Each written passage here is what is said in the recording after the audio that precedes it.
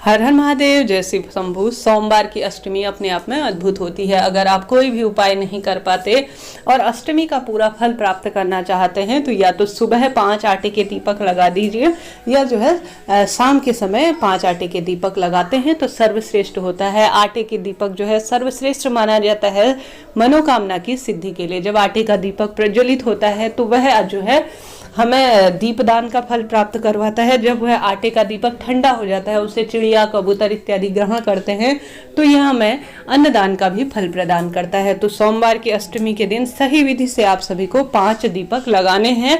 आप चाहें तो इन दीपकों को अपने घर पर ही मुख्य द्वार पर लगा सकते हैं, नहीं तो सबसे पहला दीपक आप सभी जो है बेलपत्री वृक्ष के नीचे लगाएं। अब मैं आटे का दीपक, आप कई लोग जो है असमर्थ होते हैं आटे के दीपक को लगाने में, आटा जो है बनाना पड़ता है, दीपक बनाने पड़ते हैं। इसकी जब ऐसी स्थिति हो आप ना कर पाए तो आप माटी के दीपक भी ले सकते हैं, कोई दिक्कत की बात नहीं। माटी के दीपक ले रहे हैं तो साफ सुथरे होने चाहिए, इस बात का ध्यान रखें।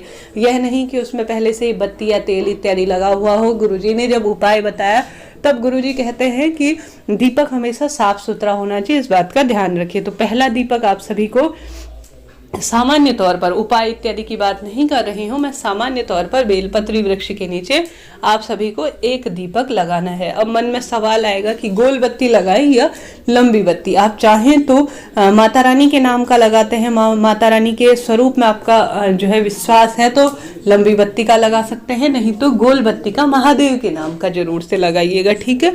सोमवार के दिन बेलपत्री वृक्ष के नीचे दीपक लगाने की महत्वता गुरुजी ने कई बार हम सभी को बताई है। तो पहला दीपक यहाँ पर लगाना है। दूसरा दीपक आप सभी को भगवान शिव के मंदिर में एक माता रानी के नाम का लगाना है और एक जो है माता गौरी के नाम का, अर्थात 2 दीपक शिव मंदिर में शिव अष्टमी के दिन लगेंगे। माता पार्वती भगवान शिव के मिलन का दिन है, ठीक है।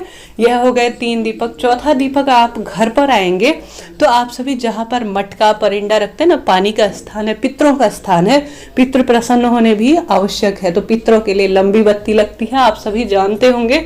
यह वंश वृद्धि, धन संपदा में वृद्धि में सहायक होते हैं। तो इसके स्थान पर आप सभी को एक दीपक लगाना है। आप चाहें तो यह आटे के दीपक बना सकते हैं, इनमें गाय का घी डाल सकते हैं, नहीं तो सामान्य तौर पर तिल्ली का तेल इत्यादि भी ले सकते हैं, कोई दिक्कत की बात नहीं है। इन दीपकों का मुख हमेशा पूर्व दिशा या उत्तर दिशा की ओर रखना शास्त्रों में सबसे उत्तम कहा गया है। इन कार्यों को करते हुए श्री शिवाय नमस्तुभ्यम मंत्र का या नमः शिवाय ओम, जो भी आप षडाक्षर मंत्र, पंचाक्षर मंत्र का जाप करते हैं तो सर्वश्रेष्ठ माना जाता है। अब यह हो गए जो है 4 दीपक हो गए। अब 5वें दीपक की बारी आती है। आपके घर के मंदिर में तो आप हमेशा ही शिव भक्त है, दीपक लगाते ही होंगे, जरूर से लगाइएगा। इसके साथ साथ अगर संभव हो तो यह 5 दीपक हो गए, घर के मुख्य द्वार पर भी लगा दीजिएगा। जितना करा जाए उतना कम है, कहने का अर्थ है। दीपदान की तो शास्त्रों में अत्यधिक महत्व का कही गई है। पीपल वृक्ष में दीपक लगाना भी सर्वश्रेष्ठ माना जाता है। कुल मिलाकर जो मैंने आपको स्थान बताए हैं उन स्थानों में आप कहीं पर भी पहुंच पाए, पशुपति व्रत हो या ना हो, तो भी जो है अपने जो है आप कार्यों की सिद्धि करेंगे। इससे जो है जीवन में सभी कार्य बनते चले जाएंगे और मनोकामना भी तत्काल पूर्ण होगी। करके देखिएगा, लाभ जरूर से होगा।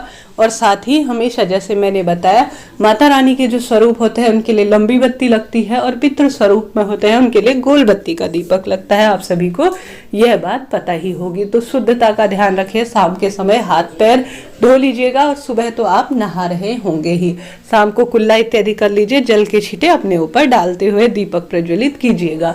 और शाम के समय भूल चूक के लिए महादेव से क्षमा प्रार्थी हो न मनोकामना पूर्ति के लिए प्रार्थना करें। तो इस तरह से ये जानकारी थी। मिलते हैं इसी तरह की नई जानकारी के साथ। हर हर महादेव। जय श्री शंभू।